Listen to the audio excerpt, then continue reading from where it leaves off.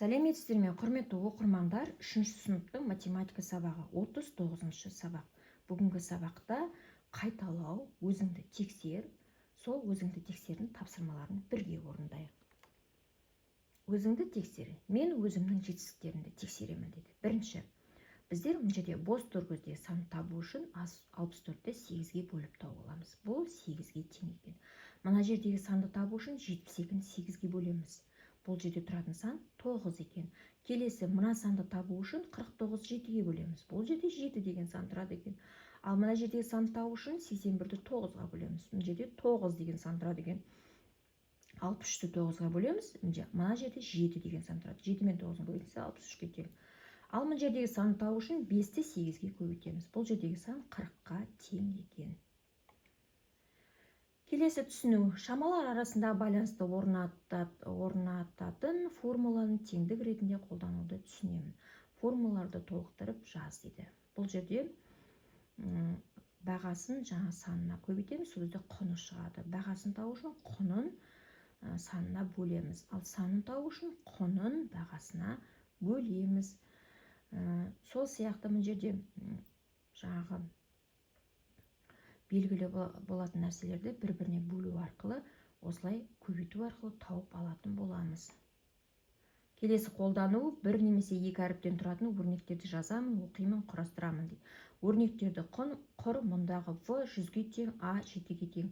Өрнектердің мәнін тап дейді. Ендеше В-ның орнына 100-ді және А-ның орнына 7-ні қойып есептейік. 100-ден азайтамыз, 56 мен 7-nin бөлінсін. Бұл жерде 92-ге тең.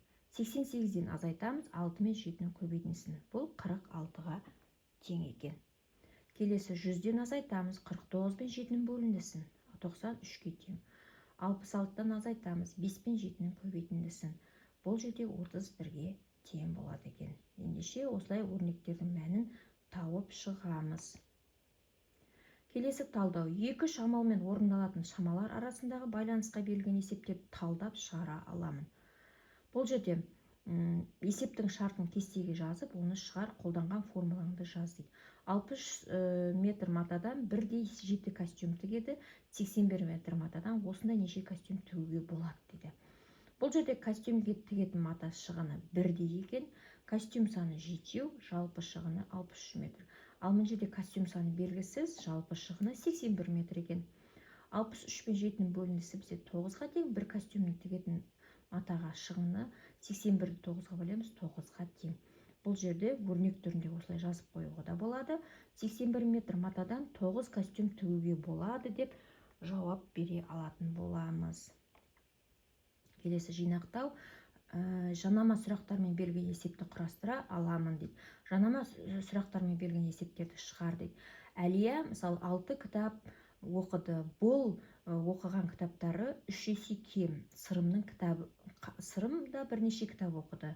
Сырым қанша кітап оқыды деп есеп құрастыратын болсақ, Әлия 6 кітап, бұл 3 есе кем деп жазып қоямыз жаңа, сырым белгісіз. Оны табу үшін Әлия 6 кітап, бұл 3 есе кем болса, ендеше сырымдығы 3 есе артық болады. 6-ны 3-ге көбейтеміз, 18-ге тең. Сырым 18 кітап оқыды деп жауап бере алатын боламыз. Келесіде бізге қысқаша жазылуы жанама сұрақсыз болатындай өзгертіп жаз дейді. Жанама сұрақсыз болатын болса, Әлия 6 кітап, сырым белгісіз, 3 есе артық дейміз. Яғни 3 есе артық дегеніміз сырымның жанында тұрады. Ал жанама берілген есеп болса, ол Әлияның жанында тұрады. Және бұл деген сөзіміз болады екен қасында. Бұл яғни жанама сұрақсыз болатындай есеп екен. Бұл жерде 6-ны 3-ге көбейтеміз, 18-ге тең. Сонда сырым 18 кітап оқыды деп айта алатын боламыз. Келесі бағалау. Амалдардың орындалу ретін көрсетуге жіберілген қатені түзет, есепте дейді. Мына жерде амалдарды орындалуда біріншінде қате кетпеген, 3 пен 4-тің қосындысына 5-ті көбейткен кезде 35-ге тең.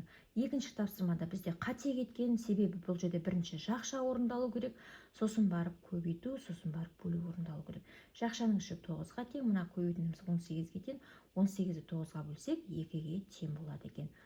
Келесі, 6 мен 6-ның қосындысын бөлеміз 4-ге, сосын барып 9-ға көбейтеміз. 6 мен 6-ның қосындысы 12-ге тең, оны 4-ге бөлеміз.